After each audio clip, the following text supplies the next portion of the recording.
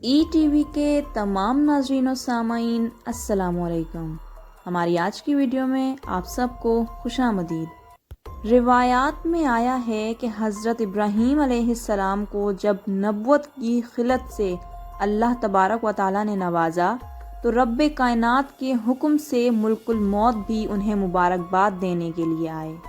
اللہ کی حمد و ثنا کے بعد ابراہیم علیہ السلام نے ملک الموت سے پوچھا کہ تم کافروں کی روح کس طرح اور کیسے قبض کرتے ہو؟ تو ملک الموت نے کہا کہ وہ خوفناک اور ہیبت ناک نظارہ آپ نہیں دیکھ سکتے۔ تو آپ علیہ السلام نے فرمایا کہ کیوں نہیں، مجھے ذرا دکھاؤ تو ملک الموت نے کہا کہ اچھا ذرا منہ پھیر لیجئے۔ جب منہ پھیر کر اس کی طرف دیکھا تو ایک سیاہ بادلوں والا ہیبت ناک، اتنا لمبا جس کا سر آسمان سے لگتا محسوس ہو رہا تھا، نظر آیا۔ اس کے منہ سے آگ کے شعلے اور دھوئیں نکل رہے تھے اور اس کے جسم کے مسومات سے چنگاریاں پھوٹ رہی تھیں۔ حضرت ابراہیم علیہ السلام یہ خوفناک منظر دیکھتے ہی بے ہوش ہو گئے۔ تھوڑی دیر بعد جب آپ کو ہوش آیا تو دیکھا ملک الموت اپنی پہلی شکل و صورت میں موجود ہیں۔ اس کے بعد حضرت ابراہیم علیہ السلام نے فرمایا اب ذرا مومن کی قبض روح کا بھی نظارہ دکھا دو۔ ملک الموت کے کہنے پر آپ علیہ السلام نے منہ پھیر کر دیکھا تو نہایت حسین خوبصورت لباس زیب تن کیے خوشبودار نوجوان بیٹھا تھا۔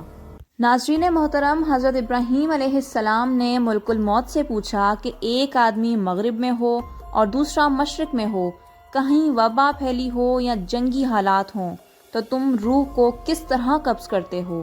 تو ملک الموت نے جواب دیا کہ جب اس قسم کے حالات پیش آتے ہیں تو میں اللہ کے حکم سے روحوں کو اپنے پاس بلاتا ہوں، وہ میری 2 انگلیوں میں آ کر جمع ہو جاتی ہیں اور زمین میرے سامنے اس قدر سکڑ جاتی ہے کہ جیسے کوئی تشت رکھا ہو، جس میں سے جو چاہیے چن لو اور باقی چھوڑ دو۔ مجھے روح قبض کرنے میں کوئی دشواری اور مشکل پیش نہیں آتی۔ ایک روایت ہے کہ بعض انبیاء نے ملک الموت سے کہا کہ آپ لوگوں کو اپنی آمد سے پہلے اطلاع کیوں نہیں دیتے؟ تو ملک الموت نے جواب دیا کہ میری آمد سے پہلے میرے قاصد میرا پیغام پہنچا دیتے ہیں۔ حادثات اور انقلابات، بڑھاپا، بالوں کی سفیدی، بیماری، بصارت کی کمزوری، یہ سب میرے ہی قاصد تو ہیں، مگر لوگوں کو پھر بھی ہوش نہیں آتا اور وہ غفلت کے پردے میں رہتے ہیں۔ ناظرین محترم، اب ہم آپ کو بتاتے ہیں کہ ملک الموت کے معاونین کون ہیں۔ ربیع بن انس رضی اللہ تعالیٰ عنہ سے کسی شخص نے پوچھا کہ کیا ملک الموت تنہا روح کو قبض کرتے ہیں؟ تو آپ نے جواب دیا کہ ملک الموت کے بہت سے فرشتے معاون اور مددگار ہیں جن کو اللہ نے مقرر کر رکھا ہے، اور ملک الموت ان سب کے افسر ہیں۔ ناظرین، ان کی تیز رفتاری کا یہ عالم ہے کہ ایک پیر مشرق میں رکھتے ہیں تو دوسرا پیر مغرب میں۔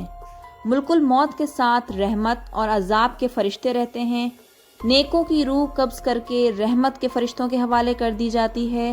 حضرت انس رضی اللہ تعالیٰ عنہ سے روایت ہے کہ سرور کائنات رسول اللہ صلی اللہ علیہ وآلہ وسلم نے فرمایا کہ موت کے وقت میت کو چاروں طرف سے فرشتے گھیرے اور جکڑے رہتے ہیں۔ اگر وہ ایسا نہ کرتے تو مرنے والے موت کی تکلیف اور شدت سے جنگلوں میں بھاگے بھاگے پھرتے، اور نیک بندے کی میت پر فرشتے دعا اور استغفار اس وقت تک کرتے رہتے ہیں جب تک اس کے متعلقین تکفین و تدفین کا عمل پورا نہیں کر لیتے۔ اس طرح ملک الموت کے ساتھ بہت سے فرشتے رہتے ہیں۔